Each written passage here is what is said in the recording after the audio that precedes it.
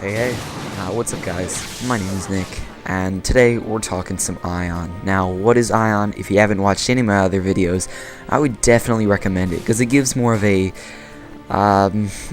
specified, like, tutorial or just gameplay from a certain character's point of view. And this commentary is going to be kind of all over the place, just talking about a bunch of stuff. So if you haven't checked those out, I'll probably put links in the description. Just click on that. It's some other videos on the Assassin and the Ranger, so feel free to check those out. But yeah, what are we talking about today? I've been doing a lot of Aion playing. I've been playing a lot of different characters, to be honest, and I've been playing with a lot of different people. I've been playing in the Legion now, Plan B, playing Lumiel East Coast server on Infinite Aion, which a lot of people probably don't know about. If you don't know what Infinite Aion is, it's basically just a private server where you can play the exact replica of Aion, but on two different servers that have a lot of moderators on them. It's really legit, really nice, and that's what I've been playing on. So I might get a lot of hate for that, but regardless, I'm still playing the game. I'm still loving it. Been playing a lot of Assassin, a lot of Sorcerer, Chanter. Those are actually kind of new, but I've been playing them. And Templar, and I've been playing a lot of characters. That's the point. And right now we're actually taking out a tower that belongs to the Asmodeans. It's an Asmodean tower out in the Abyss, and me and a couple other people. I think we've got a level like 50 or 55 gladiator, as well as another lower level assassin and an archanter. We work together as a team pretty well. I actually have no idea who these people are. I just met them randomly in the Abyss, and we decided to take it out.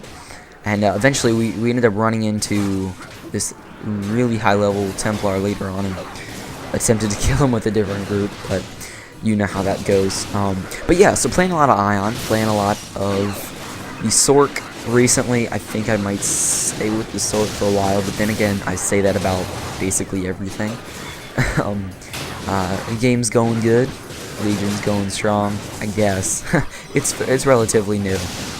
Me and a friend of mine basically started it up and just trying to recruit people. So if you do in fact play some Infinite Aion, or you want to, feel free to message me if you want to know how to get on this private server, which, by the way, you play for free, rather than paying the $15 a month subscription fee.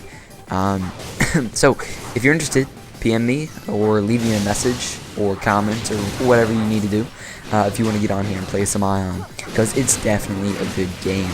Now, right now, we're watching some Assassin stuff, and that is a character I was sticking with for a while. Now, the only downsides to the Assassin, I feel, are PvP aspects. You know, unless you have extremely good gear, you don't stand much of a chance, and that's relative for all characters in this game. You kind of have to, it's very item dependent, gear dependent, potion distribution, scrolls. You need all that kind of stuff in order to succeed at this game in a PvP situation. Now, PvE is relatively simple. As long as you have your skills and some decent armor, you can do well. But in PvP out in the Abyss and in Asmodee or Elysia, you're going to need some food, which you see I have equipped now. If you're running with a Chanter or a Cleric, you're obviously going to want some buffs. And the Assassin, while they can fare well with their distribution of stun locks and various other things, the Assassin can prove a little bit more tricky or difficult to play in a PvP situation, just for the fact that, one, they're no tank. They can't just go in the front lines and take a lot of damage. They're described in Aion as a hit and run type character, similar to the opposite scout class Ranger. I wouldn't say that's so. They do have some stuns. They do have ambush, which is going to stun your opponent. But otherwise than that, they do not have that many, stuns to roll with. They don't have as many kites as the, say, Sorcerer or the Spirit Master or even the Ranger, the opposite scout class. Which is why some characters like the Gladiator, Templar, or even a Sorcerer at times, or the Ranger class can kind of trump the Assassin, and that's why they're a little tricky to play. But overall, I like the Assassin. They're very quick characters if you know how to use them. They can be really effective.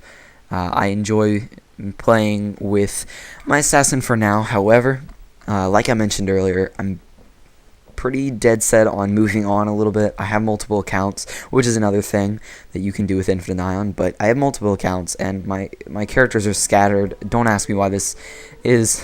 It just kind of happened. But the Templar, like I mentioned earlier, I've been playing on him a little bit, having a lot of fun. I did some Fire Temple. I think I'm level 37. And I enjoy him. Templars are obviously the tanks of the group. I think I have a good 5,000 health, and with one of the buffs, you can get like 8,000 at level 30 something. But the Templar are a good character. They're definitely your frontline men. They're gonna run up, take all the damage, soak it up, and get healed by your clerics and or chanters. I do enjoy the Templar to some extent. However, I don't know what it was. I wasn't that interested in playing him, and might not see a lot of that. I think I don't really have the best gear anymore. But they're pretty flashy characters. You can obviously use the greatsword or the shield and sword combo. Obviously, the shield and sword giving you more tank advantage, but I personally prefer greatsword for certain skills like judgment.